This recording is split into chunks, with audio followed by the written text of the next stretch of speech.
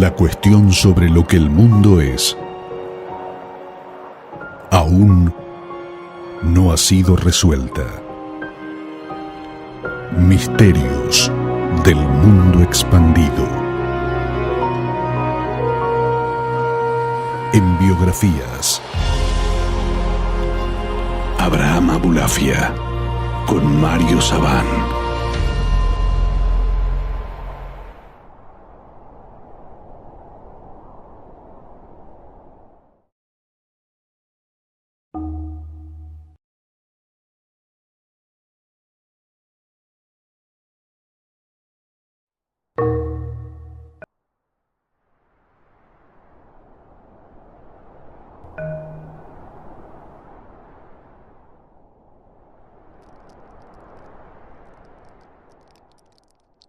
La cábala es una tradición secreta que nada más pasaba de alumno a maestro de una forma completamente oculta, inclusive dentro de las juderías.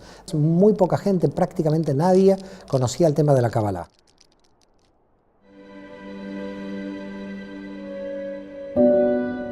El mundo fue creado por la palabra luz. Si se hubiera dicho otra palabra, el resultado habría sido otro.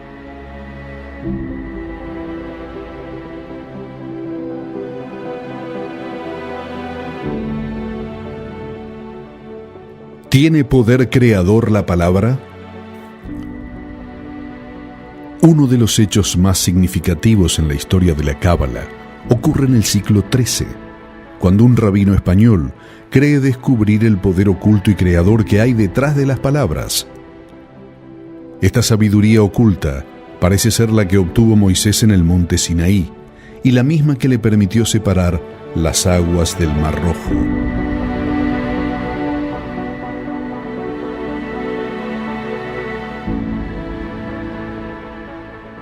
Abraham Abulafia nació en el año 1240 y es uno de los principales místicos de toda la historia de la Kabbalah. A mi modo de ver, probablemente quizás el místico más importante de la Edad Media, luego de Moisés de León. Abulafia, como místico, cree posible una conexión con la presencia divina directa, sin necesidad de intermediarios. Por eso el misticismo es la religión en su estado más agudo, intenso y puro.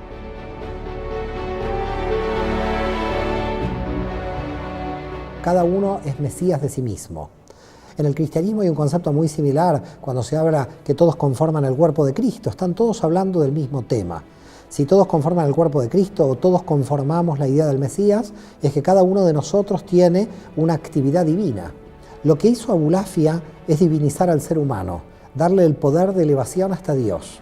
Cualquier ser humano tiene la posibilidad de encarnar a Dios en la realidad de la materia y elevarse. Nosotros en la Cábala decimos que Abulafia trae la posibilidad de que Dios se encarne en cualquiera de nosotros.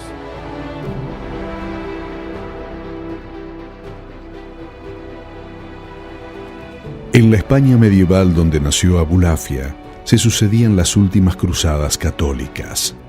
Las cruzadas fueron una serie de guerras religiosas impulsadas por la Iglesia Católica, que tenían como objetivo recuperar para la cristiandad la región del cercano Oriente conocida como Tierra Santa.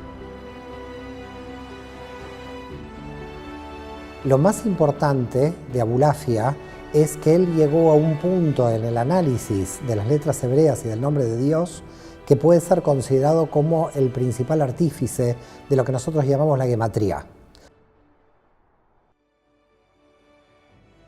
La gematría es un método de interpretación de palabras hebreas basadas en la asignación de valor numérico a cada carácter del alfabeto. Las palabras tienen un valor numérico, y si dos palabras distintas dan el mismo resultado, se percibe una analogía entre ambas, y se considera que deben tener una conexión contextual y hasta esotérica.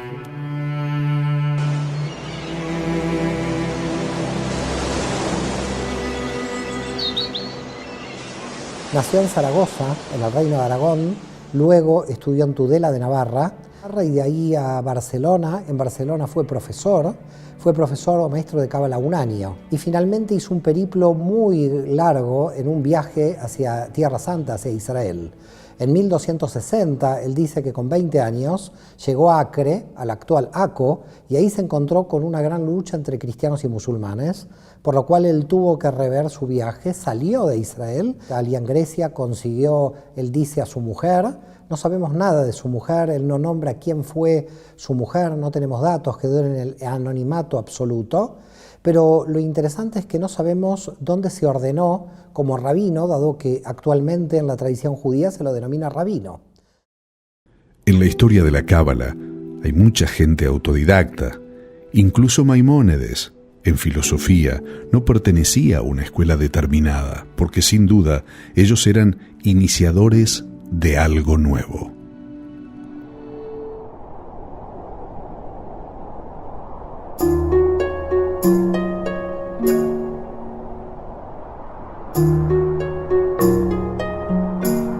Cuando uno dice profesor de cábala es que cree que puede tener 50, 100 alumnos. Él tiene 4 alumnos nada más en Barcelona, dice que de los 4 solamente le entendía uno, y así a lo largo de toda su biografía va comentando que tiene 3 o 4 alumnos en cada ciudad.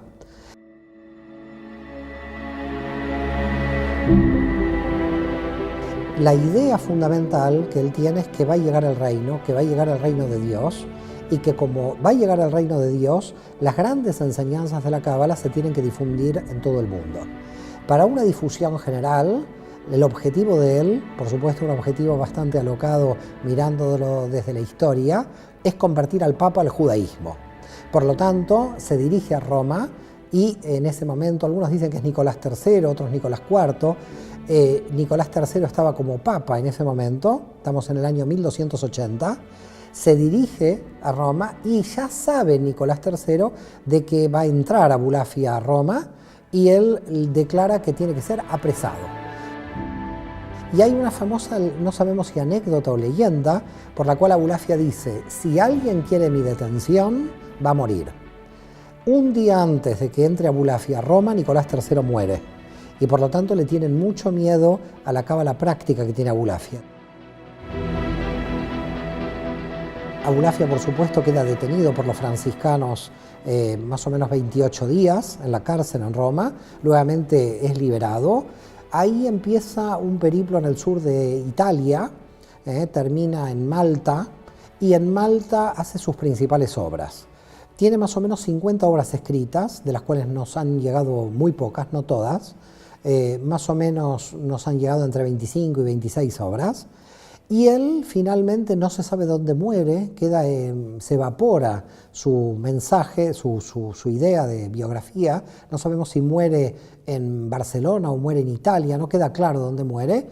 La cuestión es que lo más importante que yo creo de él es básicamente 2 cosas. Primero, su pensamiento, y luego también que dejó un gran discípulo que fue Joseph de Gicatilla.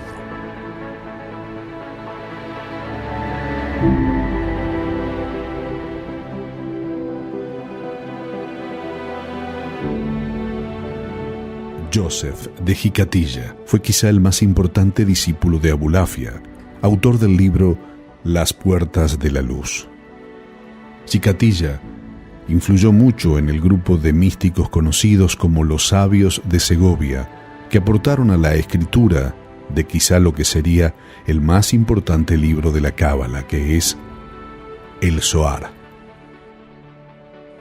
De algún modo, Abulafia tuvo una gran influencia en el contenido de Zohar, traducido como esplendor.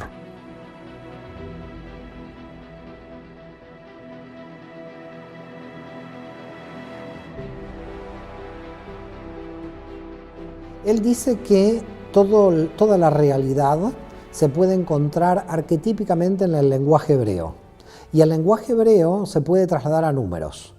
Por lo tanto, toda la creación, todo el universo se puede entender matemáticamente. Abulafia interpretó que todo el universo puede entenderse matemáticamente a través del lenguaje convertido en números, traducido por la numerología. La numerología en la cábala es lo que llamamos la gematría. Con lo cual tenemos una idea o un análisis de todo el universo arquetípico. Para los cabalistas y sobre todo para Abulafia, si unas energías se mueven en un sitio que no es inadecuado, por lo tanto se vuelven energías negativas. Pero si esas energías las podemos situar en una situación positiva, las podemos transformar en positivas. La energía en sí misma, dicen los cabalistas, no tiene una connotación moral. El concepto de energía de Abulafia es muy interesante e innovador. No hay energías buenas o malas, pero la energía que no está ubicada donde corresponde se desvirtúa. Es allí cuando da lugar a lo moral o lo inmoral, a lo positivo o negativo, vivenciado según la experiencia subjetiva de la persona.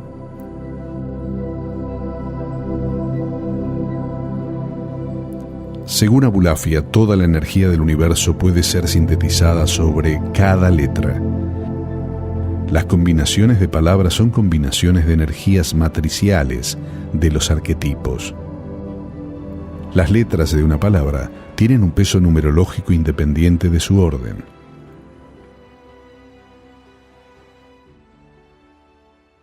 Si yo, por ejemplo, en hebreo tengo la palabra ani, que es la palabra yo, que es Alef, Nun, Yod, si yo muevo las tres letras, me queda la palabra Ain, que es Alef, Yud, Nun. Cambio dos letras. Al cambiar dos letras de esas mismas tres letras con las que he rotado, tengo el mismo peso numerológico. Es decir, la Alef tiene 1, la Nun tiene 50 y la Yod tiene 10. El peso energético es 61. Por lo tanto, aunque yo permute las letras, siempre el peso va a ser 61. Ain quiere decir la nada o el infinito, con lo cual él dice el yo, si nosotros lo permutamos a las letras, conforma la nada. Así en el hebreo sucede que la gramática del hebreo hace que en la raíz de cada una de las palabras se encuentren las palabras en su versión positiva o en su versión negativa. Es lo que se llama movimiento circular del alfabeto. Entonces Abulafia dice, se puede pensar de dos maneras. La manera racional, que es la manera con la que la piensa la Binah, la dimensión racional del árbol de la vida, o la dimensión de la intuición o de la dimensión de la profecía o el conocimiento intuitivo. Cuando nosotros estamos desde el punto de vista en el análisis del pensamiento racional, nosotros tenemos que siempre una consecuencia proviene de una causa. El análisis racional es un análisis que está dentro del tiempo y el espacio. Abulafia sostiene que el pensamiento racional está ligado a las constantes espacio-temporales y el pensamiento intuitivo está ligado al pensamiento circular. En el análisis racional tenemos una causa primera y luego se produce la consecuencia. Causa-consecuencia es una relación del espacio. En el sistema intuitivo circular que descubre Abulafia no hay causa-consecuencia. Dentro de la causa ya podemos ver la consecuencia y siempre en las consecuencias podemos ver la causa. En realidad no hay linealidad en el tiempo dentro del sistema circular, porque todo va circulando sin tiempo. Entonces, en un pensamiento intuitivo circular, la mente, dice Abulafia, puede ir hacia el futuro o hacia el pasado porque no tiene tiempo. En cambio, en realidad, la mente lineal tiene que ir indudablemente siempre hacia el futuro. La mente puede ir al pasado y puede ir al futuro si puede tener esta conciencia intuitiva de movimiento circular. Este tipo de pensamiento circular tiene mayor relación a las formas del universo y tiene la capacidad de saltar las constantes espacio-temporales. Todos los planetas tienen formas circulares. Según la física, toda recta se curva en el universo. Y dicen los cabalistas, y Abulafia en este caso, que la gente sufre las contradicciones de la mente racional. Porque la mente racional siempre queda encallada, queda dentro del sistema de contradicciones. Para los cabalistas y para Abulafia no hay ninguna contradicción si uno toma el sistema circular, pero la mente humana no está diseñada para la circularidad porque nosotros como cuerpo, como materia, hemos nacido dentro del sistema espaciotemporal. En consecuencia, los místicos, dice Abulafia, tenemos un problema. Cuando yo estoy hablando, cuando yo estoy escribiendo, La escritura parece que me va llevando consecuencia de lo escrito al principio. Pero en realidad, si yo trabajo en un pensamiento circular que pertenece a la eternidad, lo que yo estoy escribiendo al principio pertenece al final, y lo que estoy escribiendo en el final pertenece al principio, porque la información de alguna manera siempre es la misma.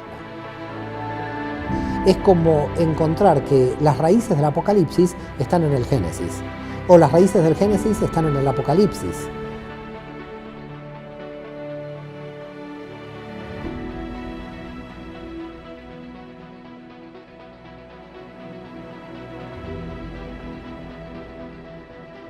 Para Abulafia, las letras tienen 4 niveles de profundidad energética: la letra escrita, la letra pensada, la letra cosmogónica, que pertenece al universo, la letra invisible, que pertenece al infinito y está fuera del espacio-tiempo. Esta última es la letra a la que él quiere llegar. Por lo tanto, claro, ¿cómo yo voy a trabajar con esa letra? Tengo que llevarla a la escritura de alguna forma. Entonces, si la llevo a la escritura, puedo demostrar que esa letra existe.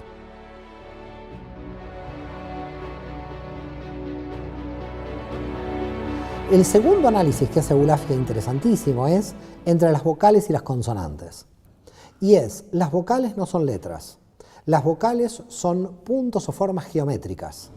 Cuando alguien quiere explicar energías en un orden superior, tiene que llegar a la geometría, no puede pasarlo por el concepto.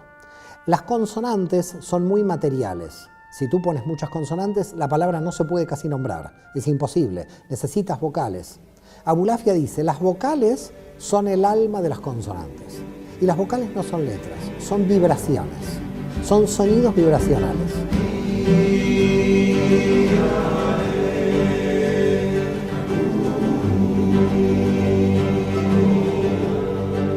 Entonces, las vocales pertenecen a un nivel donde existía la música antes que la letra. Existía el sonido antes que el concepto. El concepto se materializa luego a través de las consonantes. Por lo tanto, hay 2 niveles de información. Un nivel que son las consonantes y un nivel que son las vocales. Las vocales no solamente son sonidos, sino que las vocales surgen de sistemas de control de la respiración, del control del aire. Por lo tanto, lo que se debe hacer, dice Abulafia, es tratar de controlar el aire y realizar técnicas de meditación que tengan que ver con los niveles o con la composición de las vocales. Lo que básicamente realizaba es que se encerraba dentro del manto ritual y comenzaba sus ejercicios de respiración con ejercicios de vocalización. Él comenzó a trabajar en sinfonías de vocales con el nombre de Dios para entrar en estados meditativos o estados de trance. Pero aunque Dios sea innombrable, dice Abulafia, como Dios de alguna forma es una energía universal que existe en todos lados, si nosotros, con todas las vocales que conocemos, realizamos una combinación de todos los sonidos de las vocales que conocemos en el nombre de Dios, en algún momento estamos nombrando el nombre de Dios que no conocemos, o eventualmente estamos nombrando a Dios porque estamos nombrando todas las combinaciones vocálicas posibles. Pero Abulafia fue todavía más y dijo, lo que habría que hacer es juntar a todas las consonantes y hacerlas en una combinación general entre sí. Entonces lo que habría que hacer es combinar, que creo que da 15.000 millones de combinaciones, todas las consonantes entre sí. Ahora dice, cuando yo nombro una palabra que no tiene ningún sentido dentro de la realidad, porque tú dices la palabra papá o mamá y tiene sentido para nosotros, pero dice, ¿qué pasa si yo escribo una palabra que es XXPY? Dice Abulafia, por supuesto en hebreo, pero lo estoy pasando a nuestro idioma. XXPY no es ningún concepto dentro de la realidad, pero indudablemente es un concepto que nosotros no conocemos, que está oculto, que mueve energías arquetípicas. Mientras menos conozcamos el sentido de la palabra, más energías ocultas estamos moviendo. Porque nosotros conceptualmente movemos las energías que tienen sentido dentro del concepto, pero no las energías que no sabemos cuáles son sus conceptos. Por lo tanto, dice Abulafia, hay energías en el universo que nosotros no conocemos. Esas energías que no conocemos, indudablemente van a ser nombradas en el futuro. ¿Para qué esperar que en el futuro sean nombradas? Si podemos nombrarlas ahora y de ese modo tener una relación conceptual con la energía del futuro porque estamos nombrando todas las palabras posibles. Por lo tanto, nombremos toda, claro, en el siglo XIII, pensar lo que es esta mente, porque es una mente cibernética, una mente muy avanzada para su tiempo. Sin duda, Abulafia fue un gran innovador, por concebir al mundo muy fuera de su época, según afirmaciones que aparecerían siglos después, ligadas a la tecnología, al mundo cultural que hoy vivimos. Él decía que existía un estado de Bekut, de unificación con Dios, donde la persona, a través del éxtasis místico, podía desaparecer dentro del flujo de energía general y que para eso tenía que respirar, tener ciertas técnicas y lograr de alguna manera esa conexión. Lo que la persona viene a buscar a este mundo, dice Abulafia, es conectarse con Dios para desaparecer de alguna manera, entrar en ese flujo de energía general. Sintiéndose parte de esa energía general, la persona va a entender por qué llegó a este mundo. El alma encuentra la función cuando entiende cómo se encuentra dentro del sistema y qué aporta al flujo general de la realidad.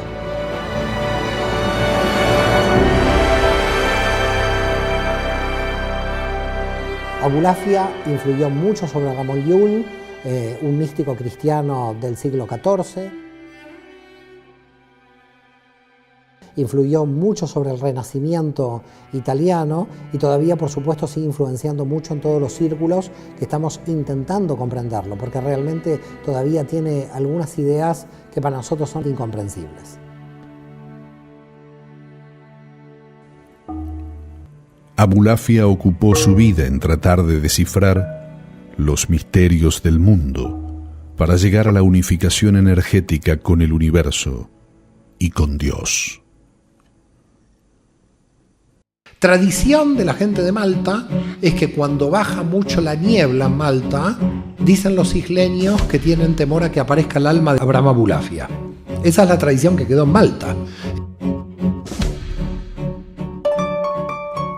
La Ilustración francesa pone fin al estudio de la Cábala en el mundo, hasta que en el siglo XX surge en Polonia un talentoso intelectual laico que estudia toda la filosofía europea y nota la gran pérdida de la espiritualidad. Será él quien, desde su enorme formación académica, actualice los antiguos estudios de la Cábala para la cultura contemporánea, conectando toda la mística hebrea antigua y medieval con toda la filosofía europea. Baal HaSulam, conocido como Ashlag, fue el intelectual laico devenido en rabino al que le debemos la actualización de los estudios de la Cábala que habían sido olvidados.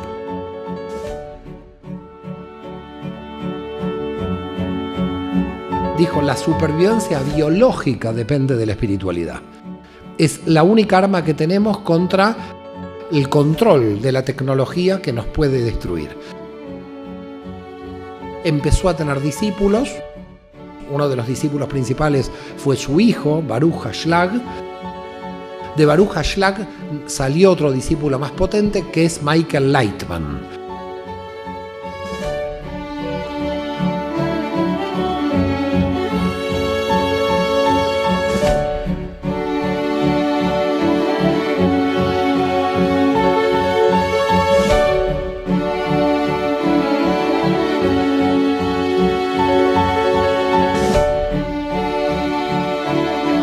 Misterios del mundo expandido. En Biografías se propone explorar una serie de biografías sobre eruditos, sabios, curiosos, hombres y mujeres que a lo largo de su vida se han propuesto indagar sobre una idea de realidad mucho más allá de lo que muchos nos atreveríamos a imaginar. Ellos lograron tener una visión más expandida sobre lo que el mundo es, y en sus biografías podremos tener un primer acercamiento a aquello que creen haber encontrado. Porque la cuestión sobre lo que el mundo es aún no ha sido resuelta. Lo importante para comprender la técnica de respiración de Abulafia es comprender que él lo realizaba con el manto ritual, lo que habitualmente nosotros conocemos en hebreo como el talit. En cada una de estas borlas existe numerológicamente el nombre de Dios. Sabemos el nombre de Dios, Yud, Hei, Vav, Hei, lo que habitualmente la gente que lee la Biblia dice Jehová o Yahvé, pero que no tiene nombre, que no puede ser nombrado. La Yud equivale al número 10 en hebreo, la Hei al número 5, la Vav al número 6 y la Hei al número 5. ¿Qué hizo la tradición? Entre nudo y nudo puso 10 vueltas, luego 5 vueltas, luego 6 vueltas y luego 5 vueltas. Quiere decir que aquí las vueltas del hilo nombran numerológicamente al nombre de Dios.